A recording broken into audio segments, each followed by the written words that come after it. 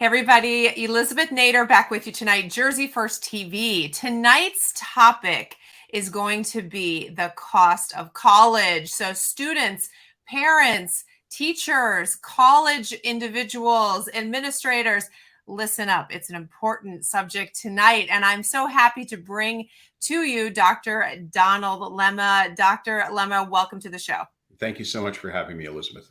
You're the perfect person to talk to about the cost of college. Now, this is a topic du jour, especially this fall, as people are applying to college, of course, and parents are looking at the potential of spending a lot of money. And this continues to be a hot topic. We know student debt is going up and costs continue to rise. So we're going to get into this. But first, I want people to get to know you because we're going to have you back for a few topics in this area. You are an expert, but let me give everyone a little bit of your bio. It's extensive, but I want them to understand why you know what you're talking about when it comes to this subject. So audience, Dr. Lemma has more than 30 years experience managing some of the world's largest and most complex private sector and academic institutions, former VP and named corporate officer at Shearing Plow and Applied Biosystems, and managing director at Applied Materials. Most recently, he worked at Columbia University, where he held the dual titles of CIO and Associate Dean at Columbia Business School. That's awesome. Prior to his tenure at Columbia, he worked at Stanford University, where he held the dual titles of CIO and Director of Computing of the SLAC National Laboratory. Also, doctor, I call you doctor because you hold 3 university degrees, including a Bachelor of Science and Master's of Public Administration from Rutgers University, where you also served as adjunct professor of public administration at Rutgers Graduate School, and a PhD from Nova Southeastern University. You're active in your local community, councilman on top of all of that in the borough of Peapack and Gladstone, and former council president in Bridgewater Township. That was a lot. Thank you. A lot, but that introduction. Impressive, doctor. Impressive. So we asked you to come on because we do want to talk about this subject, about the cost of higher education. You clearly have the background to be able to speak to it. And we want to demystify some of this for people. We want to get into the value of education, the ROI, the cost increases. So let's start with kind of an overview of what you think about this topic.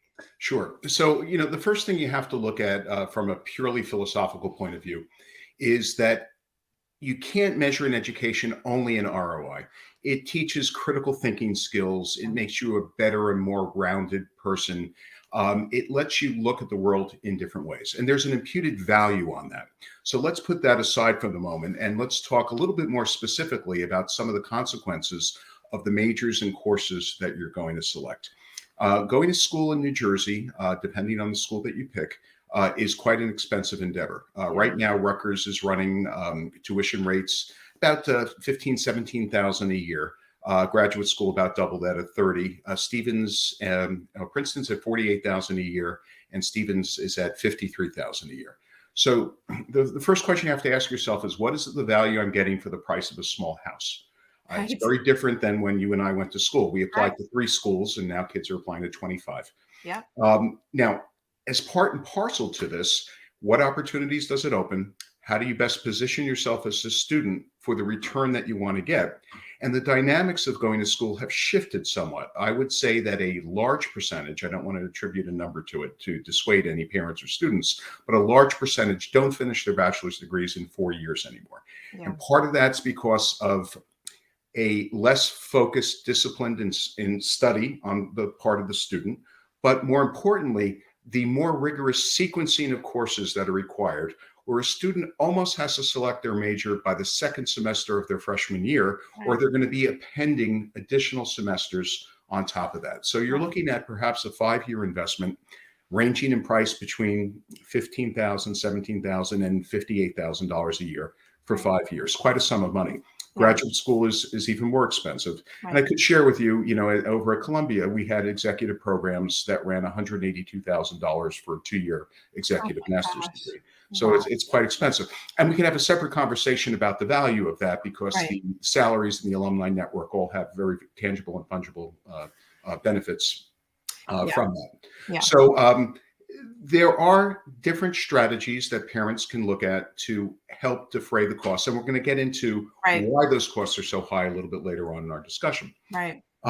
One of the strategies that works very well is there isn't shame in attending a 2-year college in Right. the state, particularly a 2-year community college, which has a direct path into the 4-year programs. Now, Mhm. the benefits of this is, one, you're going to get tuition at probably less than half of what you're paying. And you had an excellent interview with the president of Morris Community College, Yeah, he's who great. explained the merits of that. And I would encourage your viewers to Yeah. relook at that episode.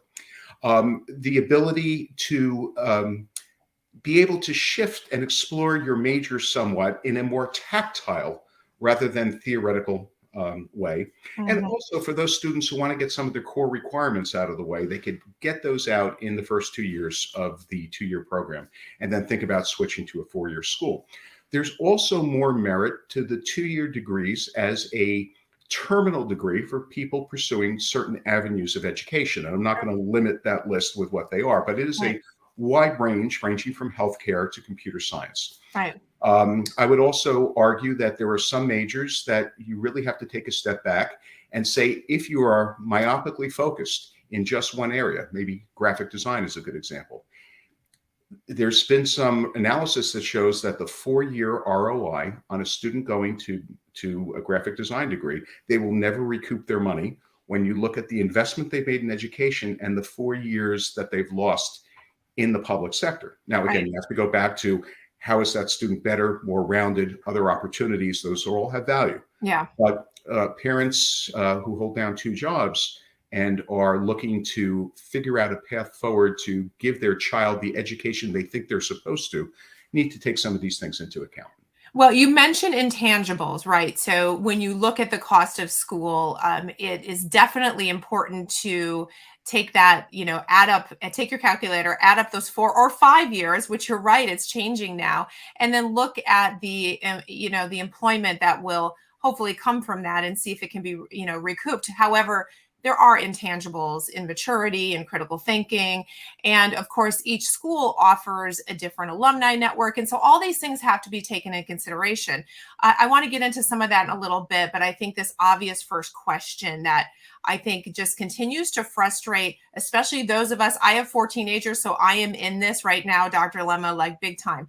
Why does it can continue to go up? Why is the cost of college so expensive, and how can it be going up? I mean, in the past 10 years alone, I look up this statistic, which is hard for me to say, that the cost of college has increased more than double the rate of With inflation. inflation, Okay, yep. so this is like, seems like it's a train out of control. Explain it to us. Boy, it's a tough topic, and I gave this a lot of thought because I knew you were going to ask that question. Yeah. So I try to categorize things into maybe 3 buckets that we could talk into a little bit.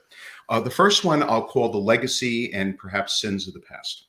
Um, Previous to around 2007, the pension system that the public college faculty and staff were in, the PERS system, which is still used today, had a very generous calculation for benefits that was predicated generally on the highest 1 year of earnings. There were also substantial medical benefits that came with that are paid out forever. And when I say forever, I'm talking about the life of the employee and their spouse in a second to die policy. Wow. Now, there are ways that this pension system made sense. You had a dedicated teacher that wasn't making a lot of money. They could have made more in the outside world. The benefits of a defined benefit plan made sense because we are sort of paying part of the compensation in the future. But there were abuses that took place as well. And I'll use as an example one strategy that unfortunately some people took advantage of that is no longer valid in the state of New Jersey. This was changed many years ago, 2007, 2008. So let's say that I was a councilman in a small town and I was making $5,000 a year and participated in the PERS pension system. I would pay 5% of my salary, more or less, $250 a year. And let's say I served for 30 years. So I'd be entitled to $2,500 a year for the rest of my life. Right. Okay, so now let's say I do that for 29 years, and then they appoint me to a position at a university or a community college in New Jersey, making $100,000 a year. So I have 1 year of contribution at $5,000, and in return, I get $50,000 forever. Wow. So that 1 year is a $1 to $2 million payoff, in addition to the free medical insurance for the rest of your life. Now, again, that has changed where people can't jump in political patronage positions to these types of pension systems and get the credit for the lower paying job. But that legacy is a thorn in the side of the taxpayer and essentially the students as the stakeholders who are paying the tuition in almost perpetuity. I was going to ask you, how long? I mean, I think just stop there for a minute. It's kind of this baggage that we're dragging with us. How long is it going to stay with us? So you'd have to do a mortality calculation. And if you figure that stopped in 2007 and the average lifespan is 85 years old, you're looking at another 2 decades of diminishing consequences from the system. Now, the PERS system is still in place. The calculations have changed. It's based on a longer length of service. You can't jump, as I said, from a political position, making a few $1,000s to the higher paying job. Also, the amounts of money are capped. I believe it's $290,000 of maximum salary that's capped right now. Right. Okay. So that's number one, the legacy of that, which will be less and less over time. And by the way, as a councilman in my small town, we are dealing with the same problem with former employees. Of course. As is every one of the 500. The whole public system is dealing with this. It's the constant issue, right? Every time there's a governor's race, the question is, what are you doing about the pension? So it's no surprise, but it's interesting. I don't think a lot of us thought of that. So that definitely impacts it. Yes. And I don't begrudge the hardworking teacher their pension. I begrudge the people who abuse it. And again, I think that the medical benefits were overly broad when contemplated in the past. Yeah. You are correct in that under both Republican and Democratic administrations, so this is not a partisan issue, the cost of tuition at the public institutions, for the most part, have been double the rate of inflation. So we've given one factor because of that. Right. So the second factor, I think, is a situation where there are certain individuals, particularly in the state system, that are paid perhaps not in alignment with the private sector. So I believe you have I'm not going to mention any names, but by general title, people in the neurology department at Rutgers with a total salary of $290,000 a year, but total compensation of $2.9 million a year. How is that possible? How is that possible? How many neurologists and physicians do you know that make $2.9 million a year? Well, if they do, they have a private practice and they pay a lot of costs of overhead. So in the case of a university, that's not there. So what's that money coming from? That money's coming from tuition. There are arguments that would be made that, well, they bring in a lot of grant money, but we have people in public service working for municipalities and cities that bring in grants, and we don't give them a percentage of the money they bring in. We pay them salary. So they're getting a percentage of grants is where that additional monies are coming. Perhaps that's the justification for it, but I don't think it's an outright formula for that. So I don't want to pick on just the people in the medical school. The people in the sports program make outrageous amounts of money, whether it's basketball or football. $2 million is not an uncommon amount of gross earnings, right? Salary is always going to be below 290, which is the pension cap. But to bring home several million a year. And the argument there is, well, other schools are paying that. So, how important is it to have a sports program and command those salaries? And what is the payback? And there's some arguments at some of the Division I schools that the alumni increased contributions offset some of the coaches' salaries. but that's a decision for the trustees and the Right. administration to Right. make. But it's Right. certainly something that we have to live with. And then the third one is the legacy infrastructure of the campuses. So I'm going to be an academic saying something very non-academic. How many people use a library anymore? I mean, Right. That's such a good point. yeah, and you know, the cost overhead in maintaining the legacy infrastructure for the campuses that were appropriately laid out 50, 60, 70, 80 years ago. Yeah. There has to be a rethinking of the infrastructure and the campus. And there's a whole broader topic now of hybrid learning and hybrid Right. classes, and do you need the same number of dorms and classrooms and so on, which we'll Right. talk about in a little bit when we look at Yes. cost savings amounts. But Right. it is something that we're paying in perpetuity in terms of the footprint on the land, the maintenance of the buildings, and the general deterioration. Now, I think Governor Murphy just allocated a $400 million He did. bond Yep. to take care of some of the infrastructure, but he's not paying the money.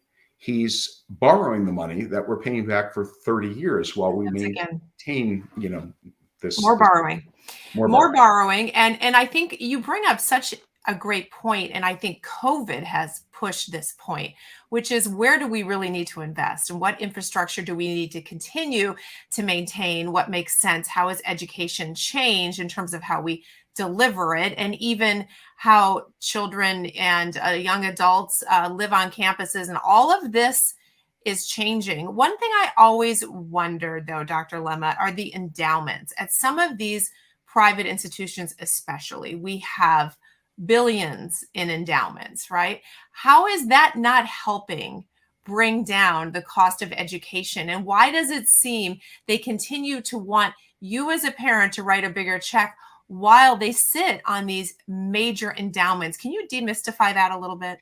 That is a great question, and again, I've sat in you know, the senior levels at two prestigious universities, and the endowments are staggering. I mean, Yeah. I would argue maybe Columbia has one of the largest real estate footprints in the city of New York, Wow. and Stanford has ground leases. So ground leases are similar to what they have in London. You want to build $1 billion shopping mall? Great. Here's a 50 or 100-year lease on the land. Right. And by the way, after you spend $1 billion and 50 or 100 years goes by, we get it back and we'll Get it back. resell it to you. Yeah. Yeah. So I am not smart enough to figure out what the right percentage should be between an endowment and the cash that could be generated from that endowment in terms of pushing it toward operating expenses. The Yeah. endowments are large. The endowment in Rutgers, I think, don't quote me on this, about 1.6 billion. It's not as staggering as you think it might be, because if you got a 2% return on that money, so what are you looking at? $32 million a year. Right. Um, Right. so I don't think Rutgers is as richly endowed as many other schools, but is there a more optimal breakdown in the endowment, and how much of the money generated from the endowment should be used to defray operating expenses, which lowers tuition? Well, let's stick with Rutgers as an example, because we have what Murphy just decided to spend there, right? And we have the endowment, but you're saying it doesn't produce as much cash flow as you would think. But the whole idea behind something like Rutgers is that as a New Jersey resident, it should be cheaper for us to attend. The idea also is, not only is there a taxpayer offset, but we want to keep talent in the state. We want That's them to right. go to school here. We want them to have jobs here. We want them to buy homes here. So what's going on with New Jersey schools, with Rutgers, in terms of cost? Because it doesn't seem to be as cost effective as one would hope when we look at the taxes that we pay and the amount of money that Murphy has been borrowing to supposedly offset the cost to us as taxpayers. Yeah, that's an excellent question. So the one thing I will say is, as a resident of the state of New Jersey, your tuition is about half that of a non-resident. Right. And the nice balance is, if you have premier programs that draw students from outside the state, you can charge more than it costs you to operate that seat and use that money to defray costs for the residents or the costs of the infrastructure and overhead. Now, is Rutgers a strong enough university to attract enough people from out of state to make that a truly effective business model? I'm not sure. I would argue that if I looked at the UC schools, UCLA, Yeah. Berkeley, and so on, are, particularly at the graduate school level, tremendous numbers of people Right. that come from out of state to go there. Definitely. At the undergraduate level in California, and I know this fairly well from being out there for a little bit, the demand is insatiable for them to accept students who are residents of California. And I had visited UC Santa Barbara with my daughter at one point, and I remember during the tour, they said the average GPA of an incoming freshman is a 4.05.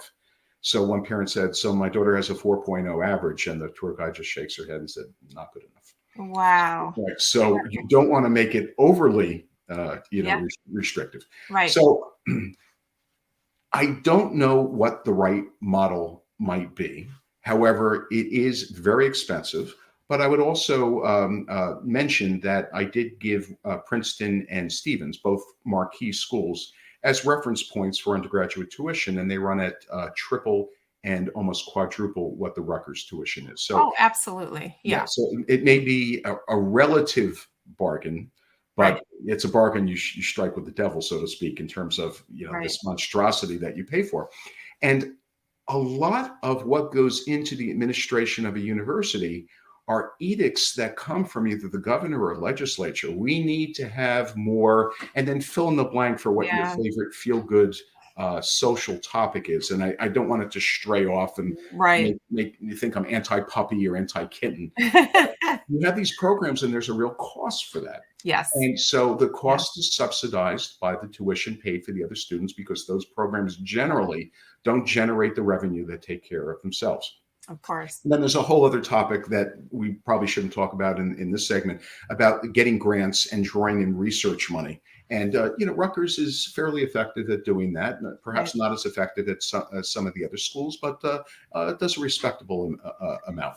Also, the programs that are offered in the state, I believe there is still no veterinary program in the state of New Jersey. So if you want to be a veterinarian, good luck. Go to Ohio. Wow. And it's interesting because they have it in the tech schools in high school, but then you're saying college comes and there's nothing there. I know Morris County has it in the tech school. So that's an interesting thing that's missing in New Jersey. Okay, so we're talking about why it's costing so much and sort of some of the complicating factors. So you are a professional educator. You've been in this business for a long time. You've seen the underbelly, you've seen the inside of all this. How do we start to get costs under control? And I know that you're going to talk about technology too, because that's one of your particular areas that you focus on. So how do we start to get this under control? Yeah, so let me start with technology, and I'll spend maybe a slightly disproportionate amount of time about it, because I do know it rather well. So first, we've heard of reinventing business and reinventing government. You could reinvent schools as well. Yeah. So there's a couple of things we did at Columbia and other schools are doing, and I'll talk about the cost savings in a minute, but let me explain them to your viewers. So the first thing is what's called the flipped classroom. When you and I would go to class, we'd have a 50-minute lecture from the professor and 10 minutes for questions. Right. Well, now what a lot of schools are doing is the professor videotapes his lecture. The students have to watch it before they come to class, and then they spend 50 minutes on questions and 10 minutes on lecture in the classroom. That time is generally a lot more productive, and you could probably fit in a lot more people in the classroom because of the way that the content is delivered. Yeah. The second one is the use of collaboration software, and the collaboration software ranges from something as simple as Zoom if you're having a conference, or Microsoft Office 365, where you can do collaboration and markup of papers and working groups virtually. Right. And it also involves a new class of software. It's been around for a while, but it's greatly improved, called learning management software. And the software is incredibly versatile, where a professor could say, look, here's some reading assignments and some other things that I want you to master. And then I'm going to give you an online 10-question quiz, and you have to get 8 of those questions right before you could look at the next section of the lectures to move forward in the course. Okay. And in a way, it's providing more individualized instruction, because if a professor has an entry course with 200 people in his class, he can't spend the time with each of those students individually. Right. We use TAs or other methods, but this way he's putting up a roadblock and saying, look, you haven't mastered the topic. I don't want you to get on and get more Right. confused.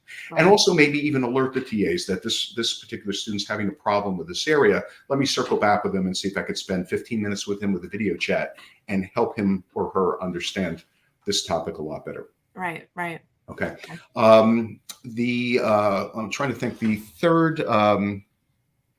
the third one is moving to hybrid learning situations. Okay. So I would argue that there are some classes, particularly laboratory sciences, because you have to look, feel, be very tactile.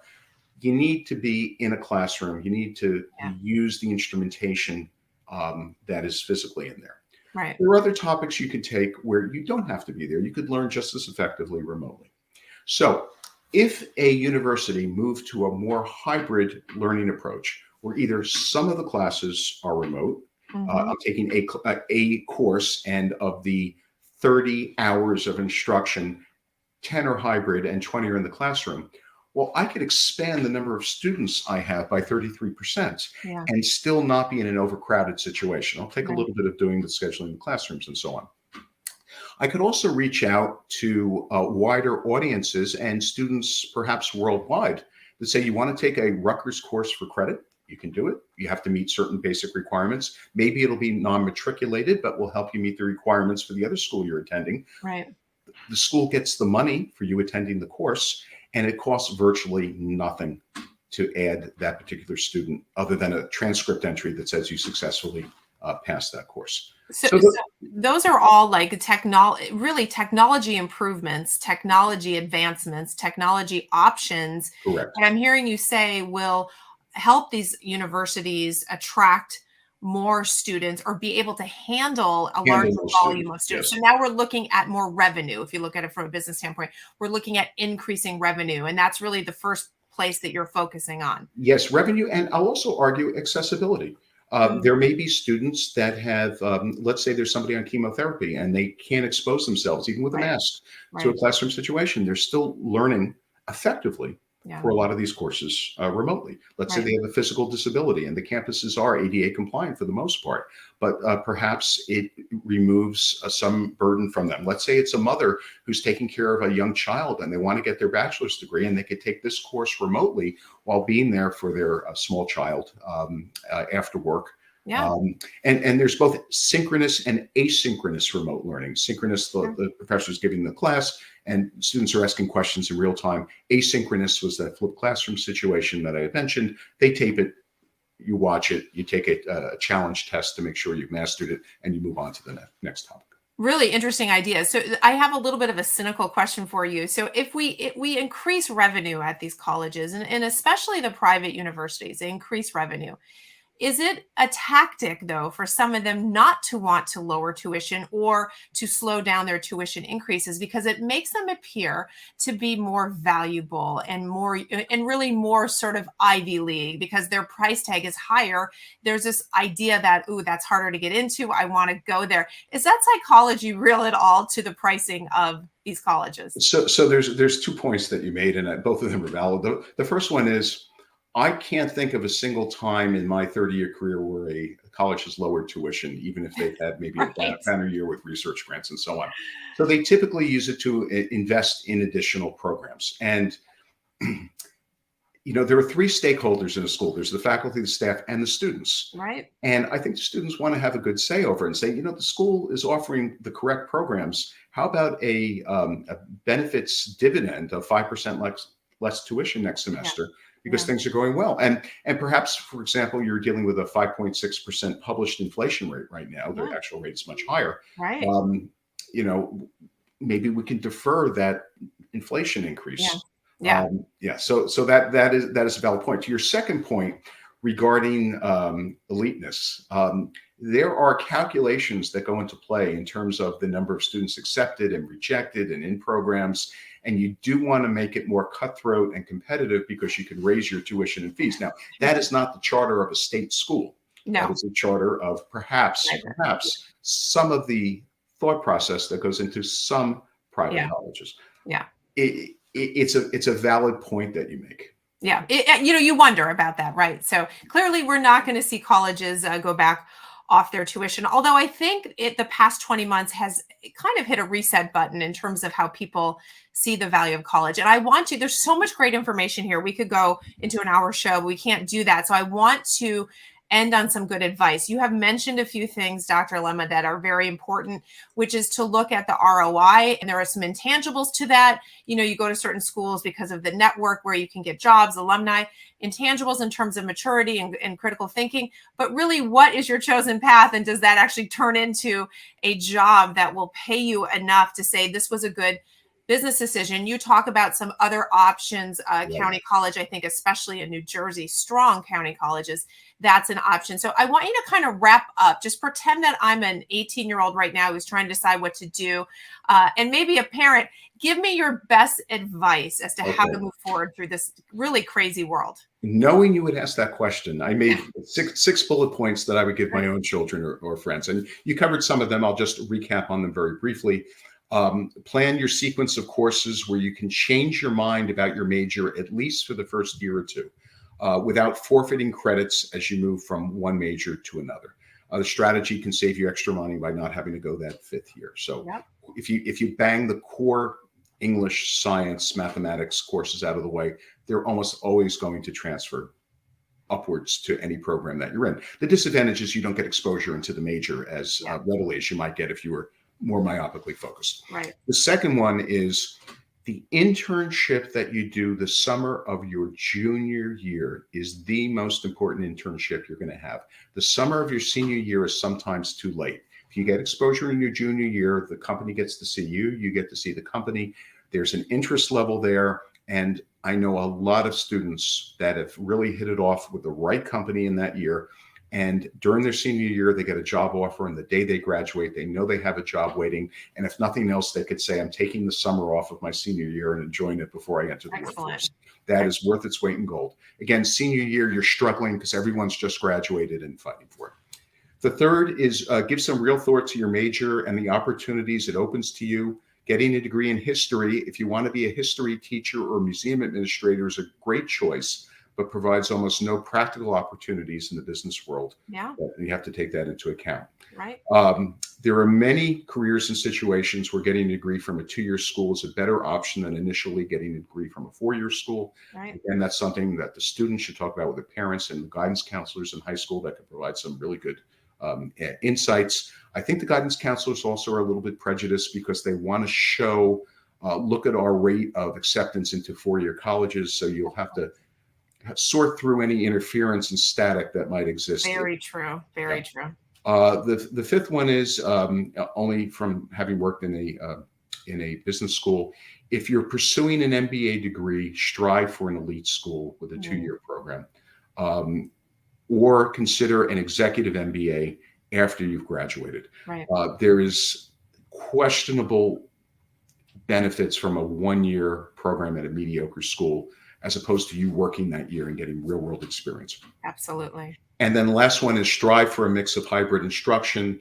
If you learn well in those environments and it's conducive to your major, you could also maximize your additional out of classroom time by being able to do other things in proximity to the geography of where you need to be when you're not on campus. Oh my gosh, fabulous advice. That is excellent, excellent advice. So people that have listened to this, who kids are ready to go or make choices, parents who are planning, I would add to that too. Don't forget trade school.